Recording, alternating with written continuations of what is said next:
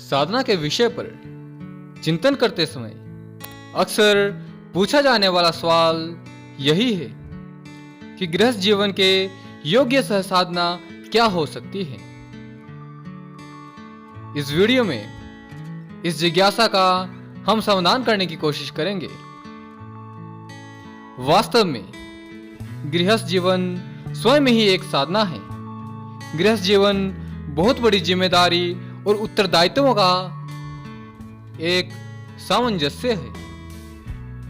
कौटुंबिक एवं सामाजिक महत्व के कार्यों का मनुष्य अपने परिवार, पड़ोस, समाज के प्रति कर्तव्य पालन करने की स्थिति में होता है।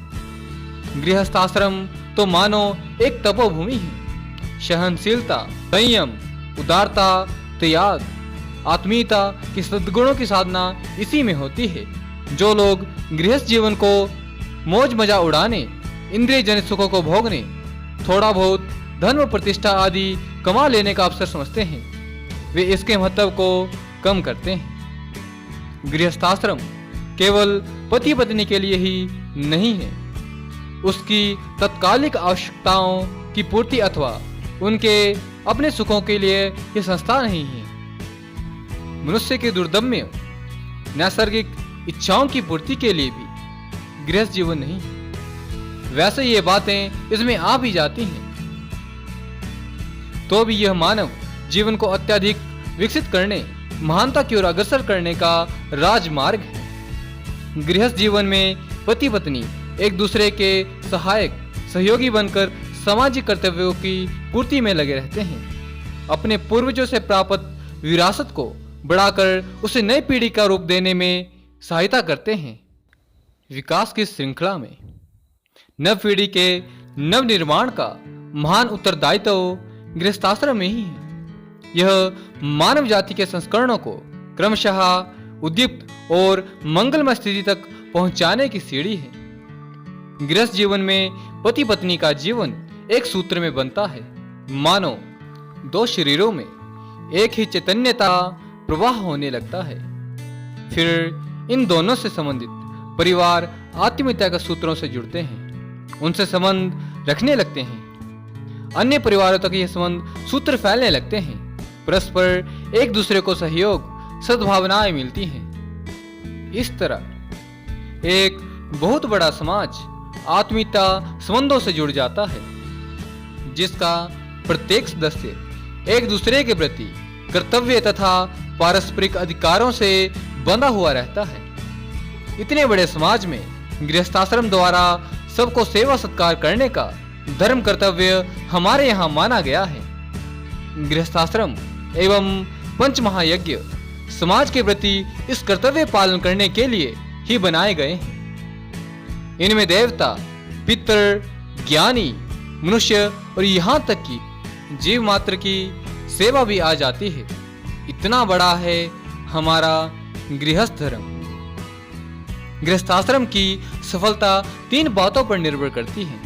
पहला, गृहस्थ जीवन के पूर्व की तैयारी। दूसरे, पति पत्नी के दाम्पत्य जीवन में आने का ध्येय। और तीसरा, गृहस्थ जीवन में एक दूसरे का व्यवहार और उनका कर्तव्य पालन। ब्रह्मचर्य आश्रम गृहस्थ जीवन में पैर रखने की तैयारी करने का समय है। संसार में आवश्यक और उपयोगी ज्ञान प्राप्त करने के लिए ब्रह्मचर्य की अति आवश्यकता होती है। इसी समय में मनुष्य अनेक कलाएं, ज्ञान, विद्याएं अर्जित करता है, तरह तरह के अनुभव, संस्कार अर्जित करता है। यही तैयारी है गृहस्थ जीवन की सफलता का मुख्य आधार होती है।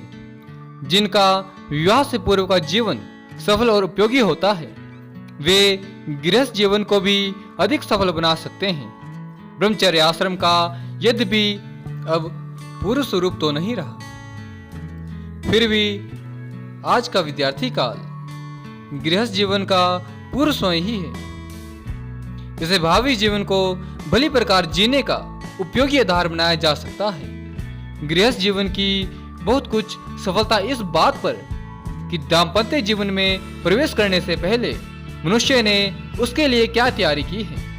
शारीरिक, मानसिक, आत्मिक दृष्टि से सामर्थ्यवान व गुणवान बनकर गृहस्थ जीवन में प्रविष्ट होने वाले दंपति अपना जीवन सफल बना सकते हैं। इसकी तैयारी का समय विवाह से पूर्व का समय ही है। जो अयोग्य, असमर्थ, अविकसित रहकर गृहस्थ जीवन में प्रवेश करते हैं, उनका जीवन काफी पिछड़ा हुआ, कठिनाइयों और उलझनों से घिरा हुआ हीन अवस्था में बीतता है।